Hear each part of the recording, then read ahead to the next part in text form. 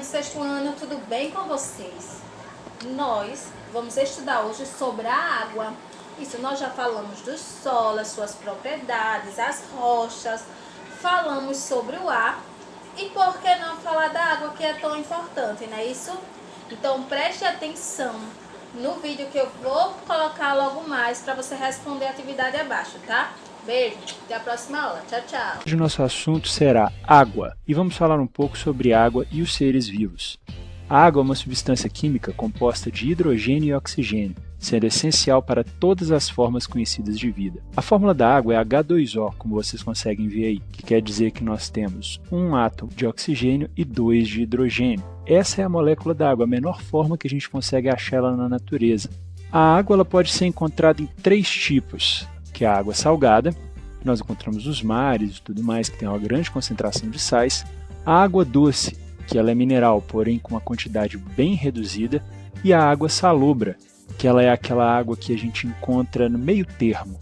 Ela não é nem água do mar, nem água doce. Muitas vezes a gente encontra ela em locais mais pantanosos ou entre a foz de um rio e o mar. Apesar do nosso planeta ser chamado planeta Terra, nós temos uma quantidade enorme de água na superfície dele. Olhando do espaço, nós conseguimos ver que ela é quase toda tomada por água. Nós vamos encontrar água nos oceanos, rios e lagos, nos mares, na atmosfera, no subterrâneo, água em forma de gelo, tanto nas calotas polares como em icebergs, assim também como nas capas nevadas das montanhas, e a água dentro dos seres vivos. Então, quando a gente fala de distribuição, nós temos algumas quantidades que a gente tem que lembrar um pouquinho. Quando a gente fala da totalidade da água na Terra, nós falamos que ela tem 100%. Mas aonde está distribuído, de que forma está distribuído esse 100%?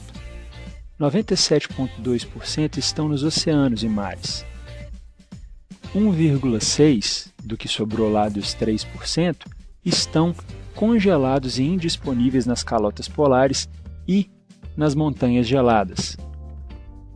1% se encontra no subsolo, 0,15% nos rios,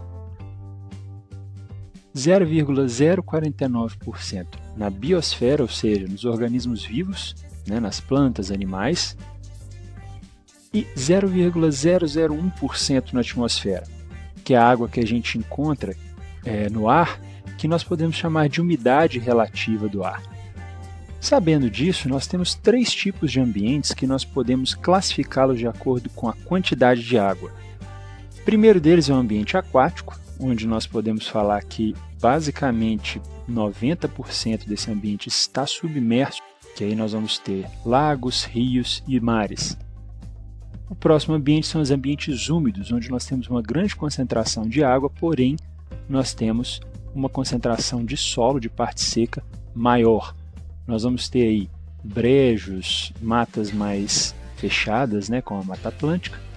E por último, os ambientes secos, que é onde a água é praticamente não encontrada. Ou ela está em pouca quantidade, ou ela não existe. Que são os ambientes de deserto e ambientes como caatinga, cerrado, que são ambientes mais secos. Sabendo disso, a gente fala assim, beleza, nós temos água em todos esses ambientes, mas e a água que a gente bebe? Onde é que a gente encontra essa água potável? Essa água potável vai estar aonde? Onde é que ela está disponível para a gente? A primeira coisa que a gente tem que saber é a quantidade de água que a gente tem para beber no mundo. De toda aquela água que a gente falou no início, apenas 1% é potável. Essa água potável é o que a gente chama de água doce. É a água que a gente falou lá atrás, que tem pouca quantidade de mineral, pouca quantidade de substâncias extras que não sejam só água. Lembrando que água pura mesmo, é muito difícil da gente encontrar, é mais em laboratório, é o que a gente chama de água destilada. A água que a gente chama de pura para beber, tira do bebedouro ou da talha, pega na garrafinha, a gente chama de água doce. Então, galera, daquele tanto de água que nós temos no mundo, só 1% é potável. E desse 1% que é potável, 10% está no Brasil. Ou seja, nós somos extremamente privilegiados em relação à quantidade de água. A água potável, como a gente falou, é aquela que está própria para consumir, que tem algumas características que nós vamos falar um pouquinho mais para frente, beleza? E essa água potável ela também tem que ter minerais essenciais à vida. Essas são regiões aí onde a gente consegue achar água potável, água própria para consumo. E essa água é tão importante que ela está presente inclusive nos corpos de todos os seres vivos. Os seres vivos, eles têm água no corpo, nós temos água no corpo. Como a gente consegue ver aqui, nessa segunda coluna, o ser humano ele possui aproximadamente 70% de água de sua composição. Ou seja, se a gente pegar um ser humano de 100 quilos, 70 quilos dele aproximadamente vão ser apenas de água, para vocês verem a importância que é. E não só nós temos mais ou menos 70% de água no nosso corpo, como também essa água dentro do corpo ela é distribuída de forma diferente. Se vocês analisarem esse gráfico aí, quem quiser dar uma pausa, vocês podem observar que nós temos quantidades diferentes, proporções diferentes de água em determinados órgãos, em determinadas partes do corpo. Beleza? Vamos prosseguir. Sabendo disso tudo, sabendo quão importante é a água, nós temos que evitar alguns desperdícios. Desperdícios que nós temos o tempo inteiro e muitas vezes a gente não para entender e para ver que a gente está fazendo esse desperdício.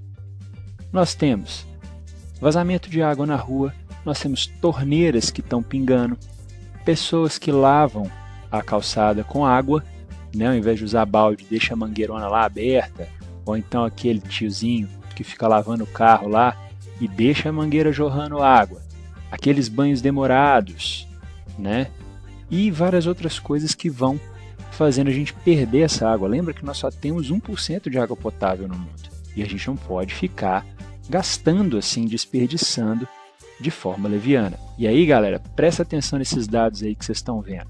10 minutos de banho com chuveiro ligado direto consome 160 litros de água, que é muitas vezes o que uma família tem para sobreviver ali durante alguns dias, em alguns locais onde a água é mais escassa. E apenas uma goteira leve gasta aproximadamente 46 litros de água por dia. Ou seja, aquele vazamentozinho na torneira que você fala, ah, não, tranquilinho e tal, pode chegar no final do mês a 1.380 litros, quase uma piscina de água. Então tem que ficar atento. Sabendo desses dados, sabendo disso daí que a gente viu nessa primeira aulinha, é importante a gente tomar consciência de preservar essa água.